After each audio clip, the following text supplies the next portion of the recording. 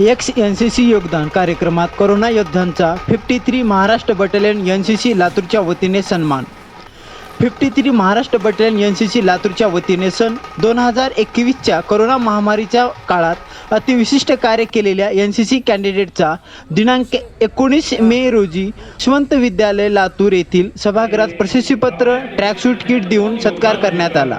अपनी बटालियन का नाम रोशन किया. या कार्यक्रमास 53 महाराष्ट्र बटालियन NCC लातूरचे commanding officer colonel Sunil Abraham, administrative officer lieutenant colonel Santosh Kumar, Yashwant Vidyalaya लातूरच्या मुख्याध्यापिका डॉक्टर सुवर्णा जाधव, सुभेदार मेजर दीपक कुमार उपस्थित होते. कोरोना महामारीच्या काळात DG NCC दिल्लीच्या वतीने देशातील NCC कॅन्डिडेट्सना मदतीचे आवाहन करण्यात आले.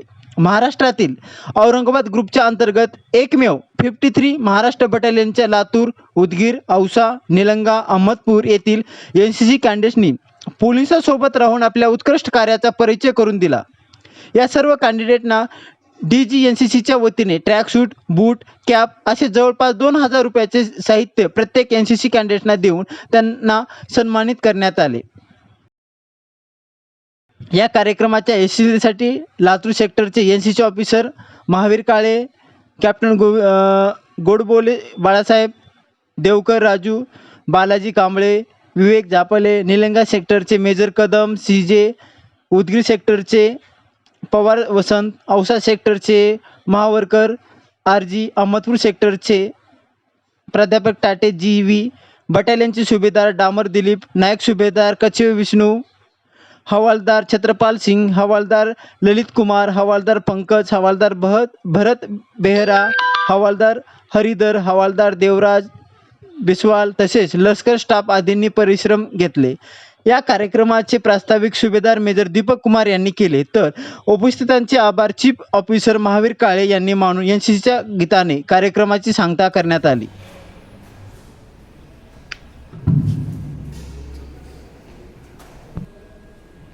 तकरीबन 1 साल हो गया है हमने ये जो कोविड योगदान का जो सपोर्ट स्टेट और सिविल एडमिनिस्ट्रेशन को, डिस्ट्रिक्ट एडमिनिस्ट्रेशन को देकर 1 साल हो रहा है. एग्जैक्टली 1 एनिवर्सरी अप्रैल 21, 2021 को हमने शुरू किया था और आज मई 19 तारीख है, तो तकरीबन 1 साल हो गया है हमारा ये जो सपोर्ट दिया था. और पहले तो सबसे इम्पोर्टेंट आप जो भी कैडेट्स इसमें इन्वॉल्व हुए हैं, आपके शुक्रगुजार हूँ, क्योंकि आपने दुनिया दाहिने बाएं सब भाग रहे थे, कोई मदद के लिए आगे आने के लिए तैयार नहीं था, बहुत कम लोग थे. उसमें से आप चुने हुए बच्चे हैं जो दूसरों को ना देखते हुए थोड़ा हट के सोच के देश के लिए और हमारा जो समाज की जो सहायता के लिए आप लोगों ने आगे आके ये 40 दिन, पूरे 40 दिन 21 अप्रैल से लेके 30 मई 2021 का दौरान 40 दिन का जो सपोर्ट आपने दिया है, उसके लिए सब हर मतलब चीफ मिनिस्टर से लेके या कलेक्टर साहब तक सब आपके शुक्रगुजार है. और पिछले साल आपने भाग लिया होगा, कलेक्टर साहब ने एक फंक्शन ऑर्गेनाइज किया था पिछले जुलाई में, आप लोगों को एक ट्रीट और एक कैप वगैरह छोटा मोटा तोहफा उनके लिए उन्होंने अपनी तरफ से आपको प्रेजेंट किया था. और आपसे भी ज़्यादा मैं आपके माता पिता, आपके पेरेंट्स को धन्यवाद देना चाहूँगा, क्योंकि बिना उनके सपोर्ट के आपको कोई आने नहीं देता. और आप लोगों के माता पिता ने बहुत सोच समझ के बहुत अच्छा कदम किया है, क्योंकि जैसे SM साहब ने बताया, हमारे ग्रुप में हमारा एक ही बटालियन ने काम किया, क्योंकि बाकी सब पीछे हट गए थे. हम लोगों ने बाकी जो डर, जो खतरा था, उसको एक तरफ हटा के, अपने मन से हटा के, और डिस्ट्रिक्ट जो कलेक्टर साहब ने अपने ये दे के सबको एक जो तब तक किसी बच्चों को मिला नहीं था वैक्सीनेशन, सब बच्चों को एक वैक्सीनेशन दिला के आप लोगों को डिप्लॉय किया था। तो आपके पेरेंट्स को भी मेरी तरफ से धन्यवाद, घर जाओगे तो प्रकट कर देना।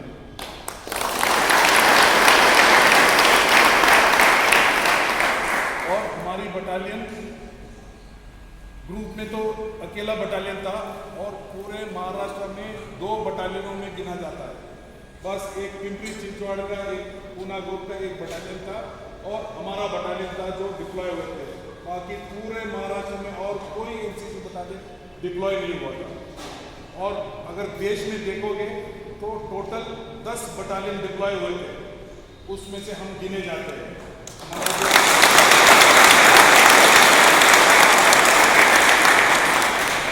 ये मेरे कहने से नहीं, ना आपके एनओ के कहने से है, ये आपके और आपके माता पिता के जो अच्छे सोच के नतीजा है कि हम एक काम कर पाए।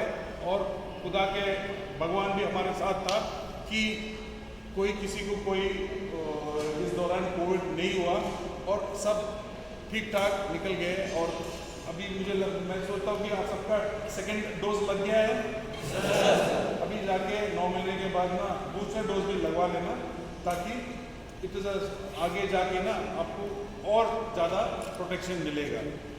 तकरीबन अभी तो सब एक तरफ से हम अपने दिमाग से ही निकाल दिया कोविड का, लेकिन वो जो अंडर करंट रहता है, वो जो सिम्टम्स रहता है, वो कुछ दिनों के लिए, महीनों के लिए, करीब 1 साल के लिए चलेगा। तो उसके लिए भी थोड़ा सा प्रिकॉशन लेना ज़रूरी है। तो कोविड का जो दौरा सबसे ज़्यादा पीक हुआ था सेकेंड वेव में, जब हमने मदद किया है। अब हमने एक दिन भी देखा है जब बिना मास्क का कोई घूम सकता है, लेकिन उस टाइम पे ऐसा लग रहा था कि अब आगे वाले पता नहीं कितने सालों के लिए हम मास्क पहन के घूमेंगे। तो वो दिन भी आज देखने को मिल रहा है। तो आप लोग स्वस्थ रहो और खुश रहो।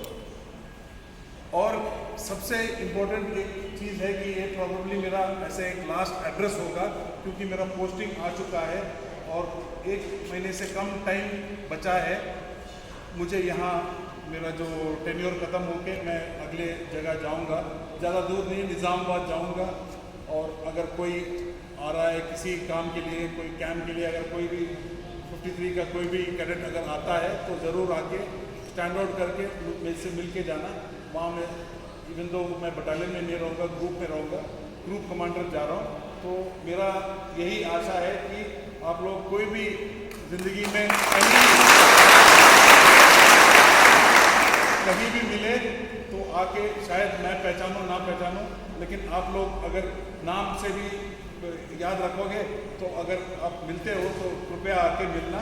मुझे अच्छा लगेगा कि मेरा कोई कैडेट अच्छा कर रहा है। और पिछले 3 साल एक बहुत बड़ा लर्निंग एक्सपीरियंस था, क्योंकि मेरा फर्स्ट टेन्योर था एनसीसी में। और तब मुझे सपोर्ट करने के लिए एक जो पिछला एओ साहब थे, कर्नल बहुकंडी, वो एक टेन्योर करके आए थे। उन्होंने मुझे सपोर्ट करके पहले साल, वो एक ही था 19-20, जब हम लोगों ने पूरा नॉर्मल कैंप किया था, नॉर्मल ट्रेनिंग किया था और सब ठीक ठाक चल रहा था। जब मैं सोचा कि सब इस्टेब्लिश हो गया, मैं अभी तो 2 साल अच्छी तरीके से बीतेगा, तो कोविड आ गया। और कोविड आने के बाद हमें तो मतलब बहुत दिमाग खटाना पड़ा था कि कैसे कराए ट्रेनिंग, कोई कांटेक्ट नहीं, कुछ नहीं है। और उस टाइम पे सितंबर 2020 का बात है, जब ऑनलाइन क्लासेस शुरू हुआ था आप लोगों की। तो मैंने देखा था कि तब तो ज़्यादा कुछ काम तो था नहीं, उधर ऑफिस में बैठे सबसे बातें करते रहते थे। तो यूपी में उन्होंने ऑनलाइन क्लासेस शुरू किया था। तो वहाँ से हमने उनके जो भी डाटा ऑनलाइन के लिए था, हमने मंगवा के करीब सितंबर लास्ट वीक में, एक्चुअली ग्रुप में ही नहीं है, तकरीबन महाराष्ट्र में ना हमारा जो बटालियन है, पहले ऑनलाइन क्लासेस शुरू किया। लोग हंसते थे मुझे देख के, यार तू एनसीसी ऑनलाइन कैसे करा सकता। मैं बोला एनसीसी तो 2 हिस्से में है, एक प्रैक्टिकल हो गया, एक थियोरेटिकल है। थियोरेटिकल करा देंगे, थियोरेटिकल जब समझ में आएगा तभी तो उसको आप प्रैक्टिकली अप्लाई कर पाओगे। तो मैं बोला हम इस टाइम को इस्तेमाल करेंगे और पूरे जितने ENO सब ने 100% सपोर्ट किया, नहीं तो बिना, क्योंकि आपके जो नॉर्मल रूटीन से एक एक पीरियड एक दिन निकालना बहुत मुश्किल होता है।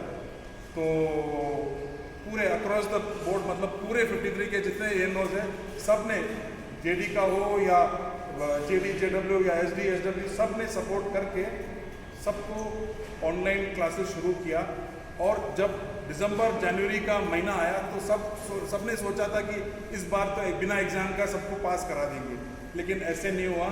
तब जाके बोला कि आप ऑनलाइन क्लास कराओ। तब हम तो ऑनलाइन क्लासेस करा के हमारा एक एग्जामिनेशन भी हो चुका था, और हम उसी टाइम नवंबर एंड में कमांडर साहब भी विजिट करने के लिए आए थे।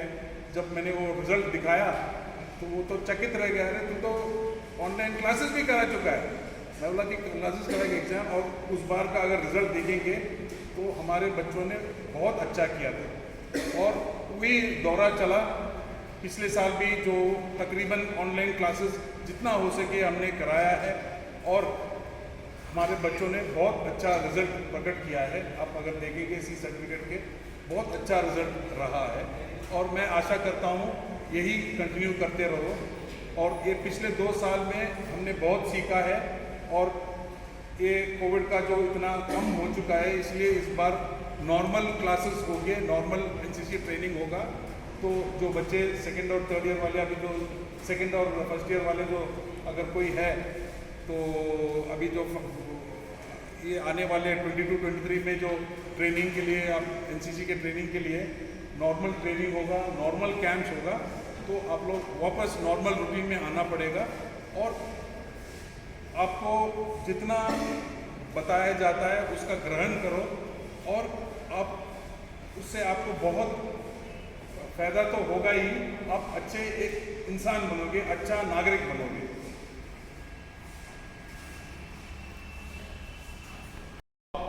आसमान को छूने का आपका इरादा होना चाहिए, आसमान छूने का, M for the sky.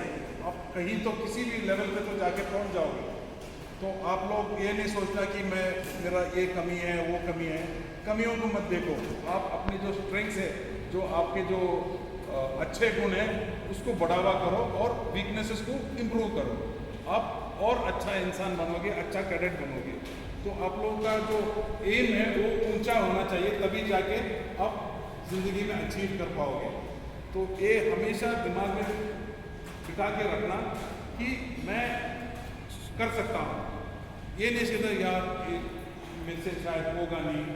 Negativity अगर आएगा तो फिर आपका जो थॉट प्रोसेस है ना, वो कभी पॉजिटिव आने के लिए बहुत टाइम लगेगा। तो आप सोचो पॉजिटिव और ऊंचा, मतलब जो कहते हैं कि aim for the sky and there is no limit.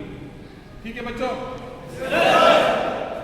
और आने वाले अभी जो हमेशा मैं एक चीज़ बताता हूँ, जो हमारा मराठवाड़ा बेल्ट का जो सबसे बड़ा वीकनेस है, हमारा जो इंग्लिश में कम्युनिकेट करने के लिए, हम महाराष्ट्र में जब भी है मराठी में चल जाता है।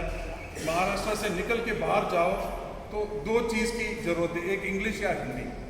हिंदी मातृभाषा, अपना जो देश भाषा है, उसको तो सभी सीखते हैं, लेकिन आप लोग शायद कम ही, बहुत कम बात करते हैं हिंदी में, ज़्यादा मराठी में बात करते हो। और अगर आप इंग्लिश को थोड़ा सा ध्यान दोगे, जैसा मेरे फर्स्ट कैंप से मैंने ये बोल रहा हूँ कि जो सेल्फ इम्प्रूवमेंट जो आप करोगे, कोई टीचर आपको सिखा नहीं सकता है। जो खुद आप इम्प्रूव करोगे ना, वो जितना आप सीख पाओगे, वो कोई भी टीचर आपको उतना नहीं सिखा पाएगा जो आप सीखोगे। तो उसके लिए मैं सबको बताता हूँ कि कोई आपके स्कूल में, कॉलेजेस में इंग्लिश न्यूज़पेपर आता है, खोलो, देखो। एक दिन में 4, 5, 10 शब्द निकालो जो आपने पहले नहीं देखा, उसको एक नोटबुक आप रखो, उसके अंदर उसका मीनिंग लिखो और 2-4 सेंटेंसेस में इस्तेमाल करो। एक दिन का ना 10 शब्द से एक साल में आपका वोकेबलरी 365 इंटू 3, 4-5 देखो, 1,500 से 2,000 नए शब्द आपको सीखने को मिलेगा। और जो नॉर्मल जो बात करते हैं इंग्लिश में, उस आदमी का 4 से 5,000 से ज़्यादा शब्द का वोकेबलरी होता नहीं है। इन्हीं शब्दों को ऊपर नीचे करके ही पूरा कन्वर्सेशन होता है, जो बातचीत होता है। तो आप लोग अभी भी कभी भी ज़िंदगी में सीखने के लिए कभी देरी नहीं है, कभी लेट नहीं है, ठीक है। कोई सोचेगा कि यार मैं तो सी सर्टिफिकेट भी हो गया, अब क्या सीख के क्या फ़ायदा। ज़िंदगी कभी ख़त्म नहीं हुआ। आपको जब भी आप जिंदा हो उसका मतलब है आपको सीखने का मौका है, सीखो। कोई कभी किसी को कोई लेट नहीं है कि जैसे गोडबोले सर भी सोचेंगे कि मैं तो रिटायर होने वाला हूँ, लेकिन नहीं, इस थॉट प्रोसेस, उनका थॉट प्रोसेस अलग है, वो ज़िंदगी भर सीखते रहेंगे, ठीक है। तो अभी भी लेट नहीं है, आप जाओ, थोड़ा सा स्पोकन इंग्लिश, सब कुछ शर्म आता है। मैं जब पहले स्कूल में था तो मेरे से ऐसे स्टेज पे जाके मेरा मुंह खुलता ही नहीं था, लेकिन वही है कि डर के, वो है ना, वो जो ऐड आता है, डर के आगे जीत है, बिल्कुल वो डर को पार करना है, तो तभी आपको जीत मिलेगा।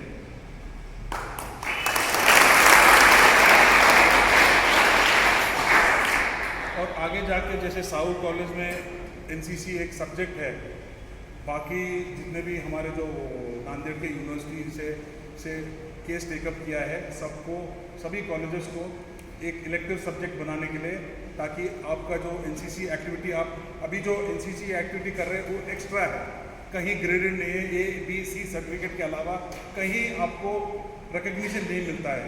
लेकिन इस बार जाके पुलिस की भर्ती में भी उन्होंने एक परसेंटेज का वैकेंसी दिया है एनसीसी कैडेट्स को, ये एक अच्छी बात है। और दूसरा, अगर ये इंट्रोड्यूस हो जाता है आपके सिलेबस में, तो आप नॉर्मल एनसीसी कर रहे हो, उसको एक सब्जेक्ट का पूरा वेटेज, एक इलेक्टिव सब्जेक्ट का वेटेज मिलेगा, तो उतना कम पढ़ के इसमें आप कॉन्सेंट्रेट कर पाओगे, ठीक है। ये बहुत बड़ी चीज़ है, मैं यही करता हूँ, ये लोग अपने अपने कॉलेजेस के थ्रू, यूनिवर्सिटी से ना केस टेकअप करके कृपया इसको इंट्रोड्यूस कराने का, ऊपर से हम प्रेशर तो डाल ही रहे, DGNCC से सब यूनिवर्सिटीज़ को लिखा गया है, UGC से लिखा गया, लेकिन कॉलेजेस की तरफ से अगर आप लोग यूनिवर्सिटी को अप्रोच करोगे कि दोनों तरफ से जब होगा, तो अगर एक इलेक्टिव सब्जेक्ट आएगा, जो एनसीसी एक्टिविटी आप कर रहे हो उसका पूरा क्रेडिट आपको वहाँ मिलेगा। और लास्ट ये कहना चाहूँगा कि हमारे जो भी ये है सिविल एडमिनिस्ट्रेशन, सब अच्छे हैं, सब बहुत सपोर्ट करता है, जितना हो सके उनकी तरफ से पूरा सपोर्ट मिलता है। ये हर जगह पे नहीं है, इंडिया में बहुत कम जगह पे होता है जहाँ सिविल एडमिनिस्ट्रेशन सपोर्ट करता है, तो उसका भी जब सपोर्ट है और यूनिट का भी सपोर्ट है, तो आपको अच्छा मार्गदर्शन और अच्छा ट्रेनिंग देने का जो हमारा जो प्रयास है वो जारी रहेगा। बाकी आपके ऊपर है कितना आप इस ट्रेनिंग का ग्रहण करते हो, कितना आप इम्बाइब और अपने जो नॉर्मल ज़िंदगी में कितना आप ये ट्रेनिंग को इस्तेमाल करोगे और कैसे आप अच्छा नागरिक बनोगे। मेरी तरफ से इतना ही है, मैं यही आशा करता हूँ सब अच्छी तरीके से आपका नॉर्मल पढ़ाई करो, एनसीसी का ट्रेनिंग करो और अच्छे नागरिक बनो। Thank you.